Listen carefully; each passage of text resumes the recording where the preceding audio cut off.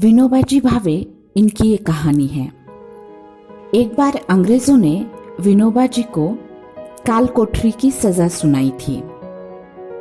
इस सजा में एक छोटे से कमरे में केवल एक बार का भोजन लेकर एक गार्ड आया करता था।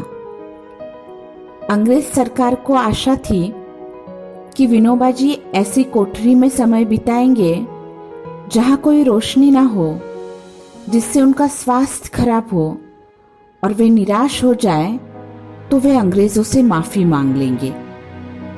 लेकिन जैसे जैसे दिन बीतते गए विनोबाजी और भी तेज और मजबूत होते गए, इतना कि जेलर भी हैरान रह गया। सजा के दौरान विनोबाजी ने कुछ संकल्प किए थे और 24 घंटों के लिए उन्होंने अपनी एक योजना बनाई थी। अपनी कोठरी की लंबाई मापकर वे कोठरी में रोज जितनी मील दूरी तय करते थे उतना ही नियमित चलने लगे।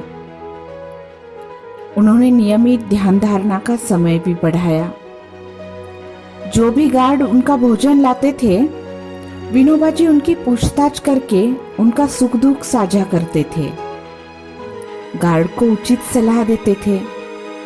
जेल के दूसरे गार्ड भी अब विनोबाजी से सलाह मशवरा लेने आने लगे। विनोबाजी का शाम का समय गार्ड्स की समस्याएं हल करने में बीतने लगा। कोठरी में जो भी भोजन विनोबाजी को प्राप्त होता था वे संतुष्टि से खा लेते थे। दैनिक व्यायाम से उन्हें रात में अच्छी नींद भी आती थी। हर दिन शाम को विनोबाजी के पास कोठरी के इतने लोगों को आते देख अंग्रेजी जेलर भी हैरान रह गया। एक अवसर पर जेलर ने स्वयं विनोबाजी से बातचीत की तो उसने काफी सुकून पाया। फिर विनोबाजी को कोठरी में दैनिक बैठक करने के लिए एक अलग स्थान दिया गया। उसी जेलर ने आगे जाकर विनोबाजी के लिए कुछ किताबों का प्रबंध कर दिया। फिर कैदियों के लिए विनोबाजी के गीता प्रवचन जेल में ही आरंभ कर दिए। ये सब कितना अद्भुत है ना।